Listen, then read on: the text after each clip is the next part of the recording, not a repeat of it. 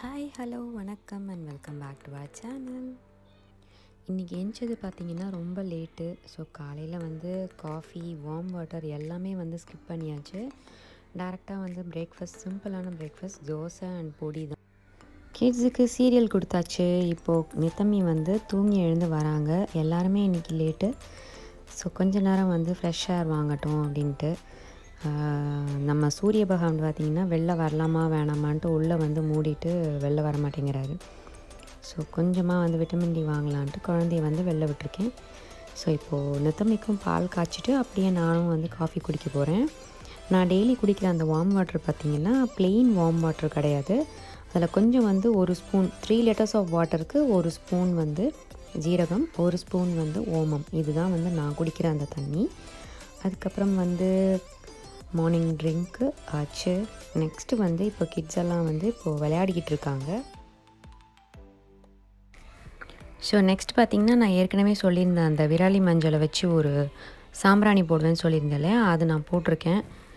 So அதை கை வச்சிருவா அப்படிங்கிறதுக்காக நித்தம்மியை எடுத்து நான் ஹை சேரில் உட்கார வச்சுருக்கேன். அவளை இறக்கி விடும்போது கொண்டு போய் நான் உள்ளே வச்சுருவேன். நெக்ஸ்ட்டு கொஞ்ச நேரம் வந்து டேப்லெட் டைம் கொடுத்துருக்கேன். அதில் வந்து பேசிக் டியூன்ஸ் எல்லாம் கற்றுக்கிட்டு வரா. Like twinkle twinkle little star, அப்புறம் ஹாப்பி பர்த்டே அந்த மாதிரி. அதுக்கு பார்த்திங்கன்னா நோட்ஸ் எல்லாம் ரொம்ப ஈஸியாக தான் இருக்கும். ஸோ அவங்களுக்கு பயம் இல்லாமல் வந்து ஸ்டார்ட் பண்ணுவாங்க.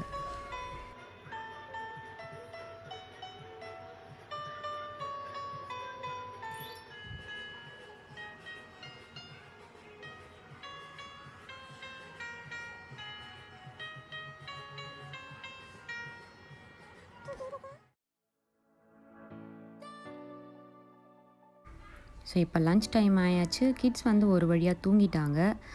காலையில் லேட்டாக எழுந்திரிச்சாலும் என்னவோ ஒரு மாதிரி கிராங்கியாக இருந்தாங்க. ஸோ 2 பேரையுமே தூங்க வச்சுட்டேன். நெக்ஸ்ட்டு பார்த்திங்கன்னா நான் வந்து முருங்கைக்கீரை குழம்பு தாங்க பண்ணிகிட்ருக்கேன். முருங்கைக்கீரை ரொம்ப நாள் கழித்து எனக்கு வந்து கீரை கிடச்சிது. ஆக்சுவலி நம்ம யூஸ்வலாக அந்த பாலக்கீரைலாம் பண்ணுற மாதிரி கீரையும் பருப்பையும் சேர்த்து ஒரேடியாக குக்கரில் போட்டிங்கன்னா அந்த முருங்கைக்கீரையில் இருக்க அந்த துவர்ப்பு வந்து அந்த பருப்பை வேக விடாமல் பண்ணிடும். ஸோ அந்த பருப்பு வந்து மரத்து போயிடும். ஸோ வந்து வேகாமல் விட்டுடும்.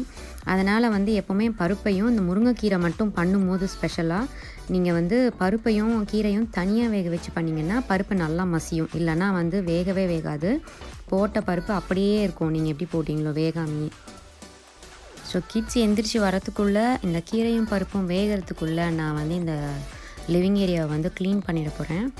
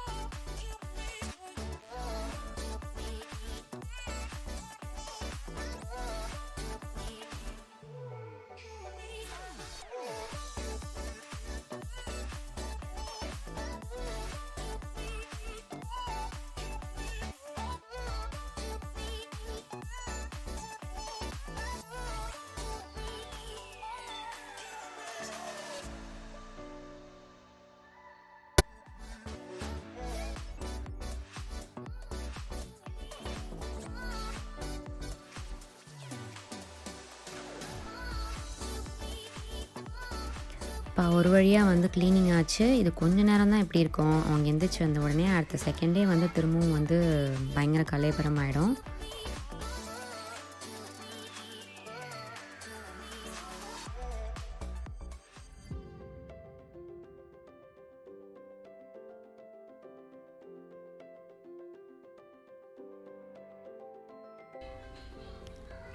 ஸோ அந்த கீரை குழம்புக்கு வந்து நான் தொட்டுக்க வந்து முட்டை தாங்க வச்சுருந்தேன். எனக்கு வந்து பொரியல்லாம் பண்ணுறதுக்கு வந்து ரொம்ப சோம்பேறியாக இருந்தது. ஸோ பாயில்டு எக்கும், கீரை குழம்பு, ரைஸ் அவ்வளோதான் எங்களோட லன்ச்சு. அதுக்கப்புறம் இப்போ பார்த்திங்கன்னா லேட் ஈவினிங் ரொட்டீன் போயிட்டுருக்கு. ஸோ லேட் ஈவினிங்கில் என்ன பண்ணுவேன்னா, எப்போவுமே வந்து இந்த ஃபீடிங் பாட்டில் வந்து வாஷ் பண்ணிவிட்டு தான் வச்சுட்டு தான் படுப்பேன். அப்படியே வச்சேன்னா அது ஒரு மாதிரி அந்த ஃபிலமெண்டெல்லாம் ஃபார்ம் ஆகிடும். அந்த ஸ்மெல் வந்து போகிறதுக்கு வந்து உங்களுக்கு 2-3 தடவை எக்ஸ்ட்ரா வாஷ் தேவைப்படும். ஸோ ஓவர் ஸ்டெரிலைஸும் பண்ண முடியாது. That's bad for the container. So இந்த மாதிரி சென்சிட்டிவ் திங்ஸ்க்கெலாம் நீங்கள் வந்து கொஞ்சம் எக்ஸ்ட்ரா கேர் எடுக்கிறது நல்லது. ஏன்னா இருக்கிற டென்ஷனில் கில்ட் ஃப்ரீயாக இருக்கிறது ரொம்ப முக்கியமாக இருக்குது இப்போது.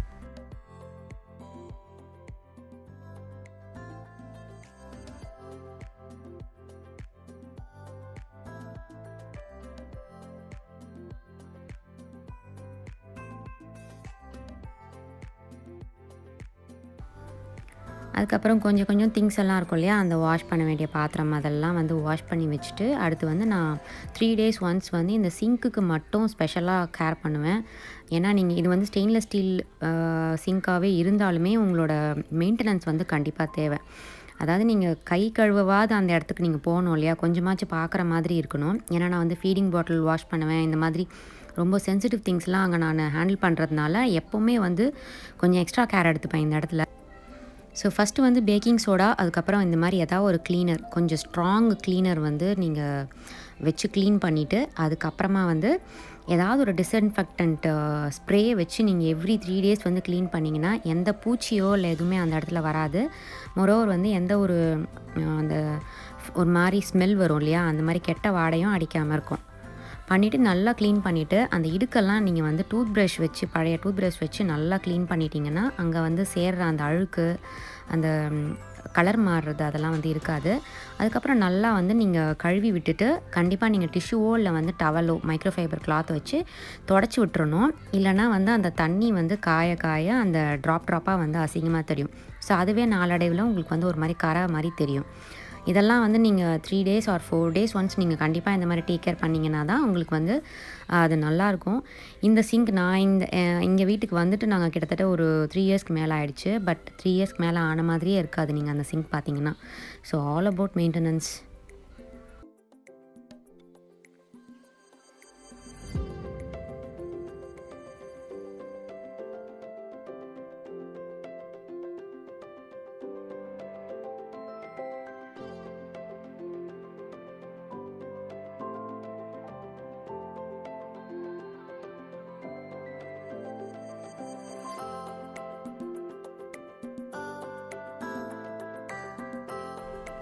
இன்னொரு டிப் என்னென்னு பார்த்தீங்கன்னா, இந்த ஸ்டெயின்லெஸ் ஸ்டீலோட மேலே அந்த சிங்க் இந்த மாதிரி ஏதாவது திங்ஸ் எதாவது வைக்க போகிறீங்க அப்படின்னா, அதை நீங்கள் வந்து செராமிக் பாக்ஸ்லேயோ இல்லை வந்து ஏதாவது ஒரு ஸ்டெயின்லெஸ் ஸ்டீல் பாக்ஸ்லேயோ வைக்காதீங்க, கண்டெய்னரில் வைக்காதீங்க. ஏன்னா வந்து அதோட ஸ்க்ராட்ச் வந்து அங்கே விழும். ஸோ கண்டிப்பாக வந்து பிளாஸ்டிக் மட்டும் அங்கே வைங்க. அது மட்டும்தான் அங்கே வந்து ஸ்க்ராட்ச் கொடுக்காது. நான் என்ன பண்ணேன்னா, சரி அதுக்காக ஏன் வந்து தேவையில்லாமல் வந்து செலவு பண்ணணுங்கிறதுக்காக நான் சிம்பிளாக வந்து மஷ்ரூம் பாக்ஸஸ் கிடைக்கும்ல, ஸோ ஒவ்வொரு முறை மஷ்ரூம் பாக்ஸ் வாங்கும்போது அதை நான் ஒன்று தூக்கி போட்டு பழசை எடுத்துகிட்டு புதுசாக நான் வச்சுருவேன். ஸோ தட் அங்கே வந்து நீங்கள் ஸ்க்ராட்சும் விழாமல் இருக்கும்.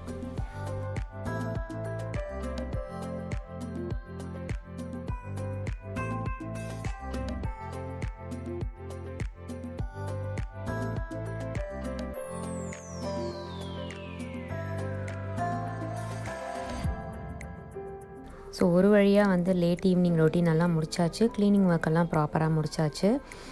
ஸோ ரொம்ப எக்ஸாஸ்ட் ஆயாச்சு. அதனால் ஒரு ட்ரிங்க் தேவைப்பட்டுச்சு. நான் அதனால் ஹார்லிக்ஸ் குடிக்க போகிறேன். ரொம்ப வந்து ரேராக எடுத்துப்பேன் இந்த ஹார்லிக்ஸும். அதுக்கப்புறம் நான் ஒரு பிளான்ட் பேஸ்டு ஒரு பவுடர் ஒன்று வச்சுருப்பேன். அதை வச்சு நான் ரொம்ப ஒரு டைல்யூட்டடான ஒரு ட்ரிங்க் ஒன்று குடிப்பேன். அது குடித்தா கொஞ்சம் தெம்பாக இருக்க மாதிரி இருக்கும். ஆர் எல்ஸ் ரொம்ப ரேராக வந்து காஃபி எடுத்துப்பேன்.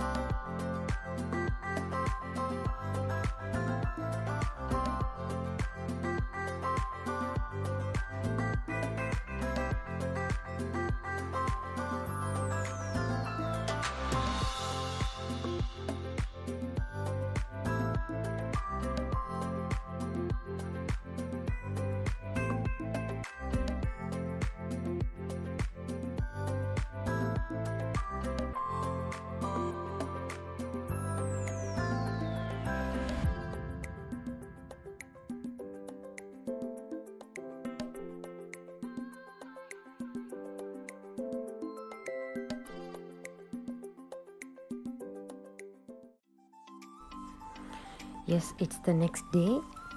அகெயின் இன்றைக்கும் நாங்கள் வந்து லேட்டாக தாங்க எழுந்திரிச்சோம். டைம் பார்த்திங்கன்னா கிட்டத்தட்ட ஒரு 12 மணி இல்லை 11 மேலே ஆகுது எனிவே.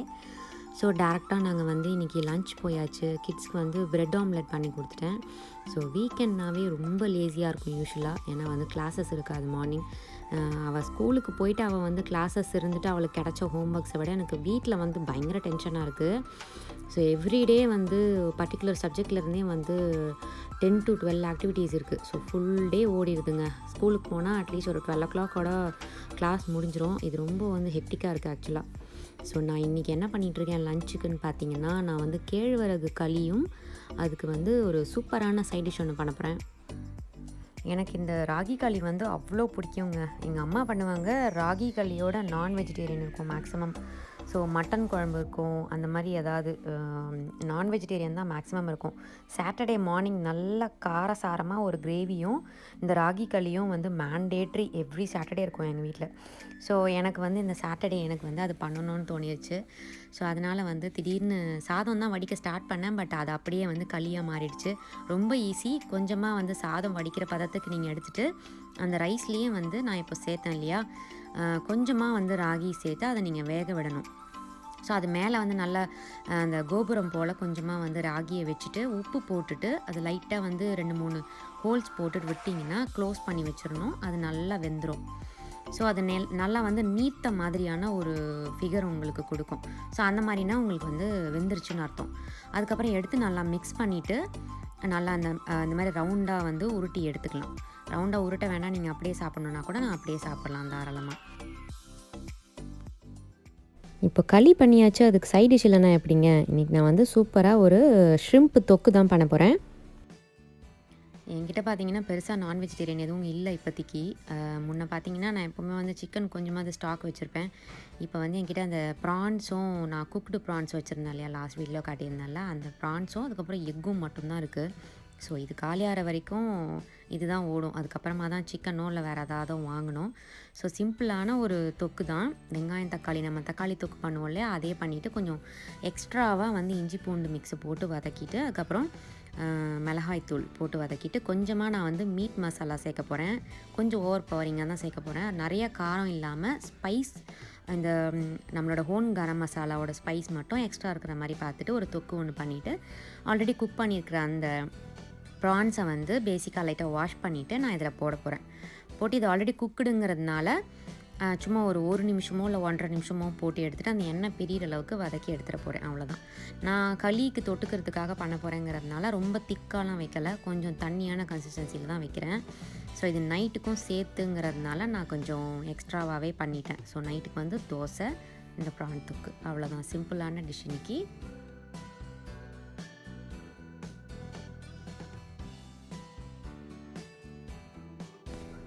ரெண்டு டிஷ்ஷுமே பார்த்திங்கன்னா ரொம்ப ஈஸி. களியும் சரி, இந்த ஷ்ரிம்ப் தொக்குமே சரி. டோட்டலாக நீங்கள் பண்ணுறதுக்கு வந்து ஒரு 25 to 30 மினிட்ஸ் தான் ஆகும்.